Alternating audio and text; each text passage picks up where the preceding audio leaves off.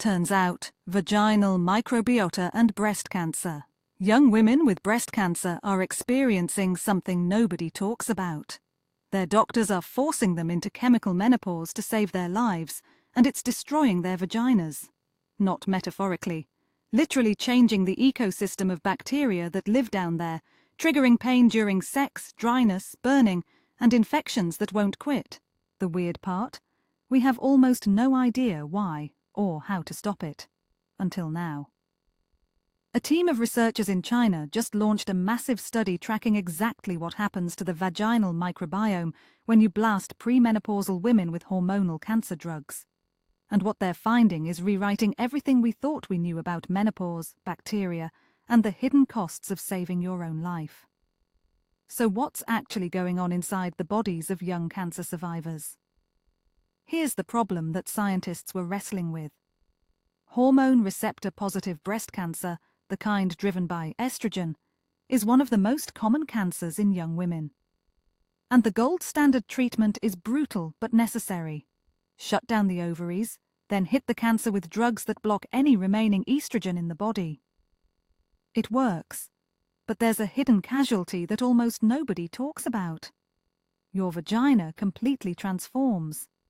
For decades, doctors assumed menopause was menopause. The symptoms, dryness, pain, burning, infections, were just the natural consequence of losing estrogen. So they studied postmenopausal women. Tons of research, tons of data. The problem? Those women got old naturally, but cancer patients don't.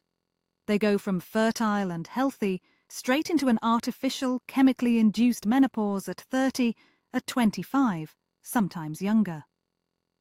And the speed and severity are completely different. This study is the first to actually track what happens to the bacterial ecosystem of the vagina during cancer treatment.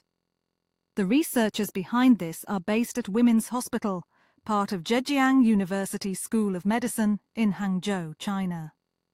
Lead author Chen F and her team, including collaborators from the Department of Breast Surgery, published this in Frontiers in Medicine in 2026. They've got serious institutional weight behind them. This isn't a small pilot. This is a coordinated, multi-department effort specifically designed to answer one question.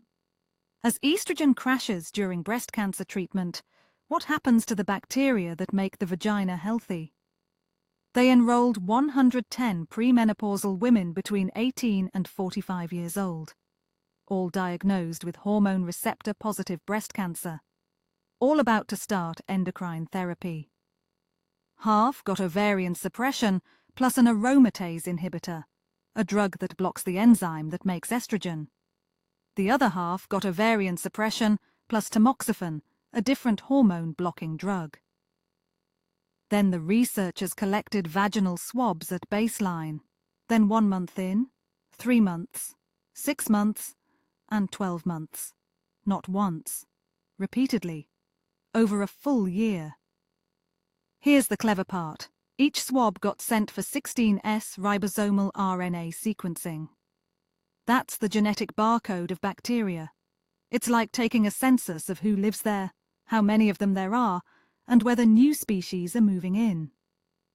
Researchers use something called DADA2 to turn the raw genetic data into actual species-level identification. So they knew exactly which bacteria were thriving and which were dying out. Think of it like this. The vaginal microbiome is a neighborhood. Lactobacillus species are the good landlords who keep the pH low and prevent bad tenants from moving in. When estrogen crashes, those landlords leave. The neighborhood falls apart. Bad bacteria move in. The study was designed to watch that happen in real time, month by month. The findings landed hard. Women receiving these cancer drugs experienced significant shifts in their vaginal bacterial diversity. Some good diversity disappeared. Lactobacillus species, the bacteria that normally dominate and protect the vagina, plummeted. In some women, they dropped by more than half in the first 3 months.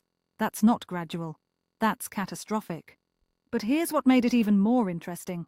The microbiome changes didn't just happen once. They kept happening. At 6 months, different patterns emerged than at 3 months. At 12 months, the landscape looked different again. This wasn't a simple crash and burn. It was an ongoing ecological collapse that kept shifting. The researchers also measured something called the Vaginal Health Index. It's basically a clinical score that tracks dryness, irritation, and tissue health. As the bacteria shifted, the VHI scores tanked. Women reported more dryness, more pain during sex, more burning. And here's the critical part. The severity of the microbiome shift correlated with the severity of symptoms. Bigger bacterial collapse meant worse symptoms. This isn't coincidence. This is dose response. This is causation. They also compared the 2 drug regimens. Ovarian suppression plus aromatase inhibitor seemed to hit the vaginal microbiome slightly differently than ovarian suppression plus tamoxifen. Not dramatically, but measurably. This matters because it suggests doctors might eventually be able to choose treatments based not just on cancer-fighting power, but on side effect profiles. Here's what this means for actual human beings. A 28-year-old woman gets diagnosed with breast cancer.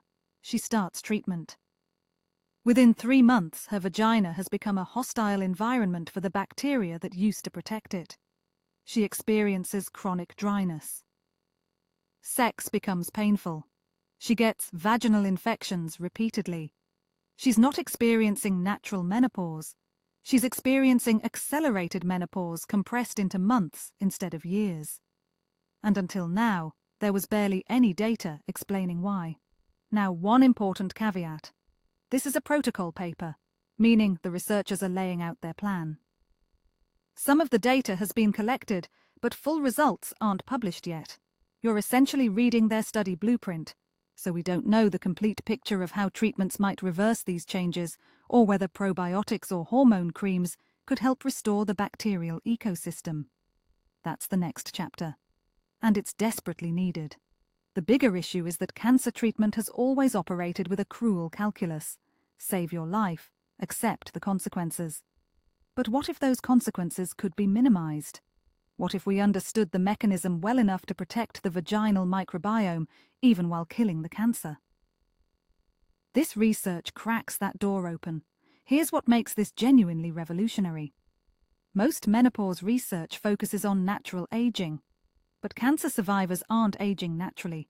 They're experiencing a medical trauma. Their bodies are being forced through a transition that happens in months instead of years. If we understand what that does to the vaginal ecosystem, we can potentially design interventions. Targeted probiotics. Estrogen-sparing therapies. Preventive strategies doctors could deploy before the collapse even happens. The study also highlights a massive blind spot in oncology. For years, doctors treated genitourinary syndrome of menopause, the dryness, pain, burning, as a quality-of-life issue. Secondary, not urgent. But if the microbiome is the root cause, it's not cosmetic, it's microbiology, it's medicine. It deserves the same rigor as tumor biology. One final question hangs over this research. If we can track exactly when and how the bacterial ecosystem collapses during cancer treatment, can we eventually preserve it? Can we give women cancer treatment without sacrificing their sexual health? That's the version of medicine we should be building toward. Turns out, scientists have been busy, and they're not done yet.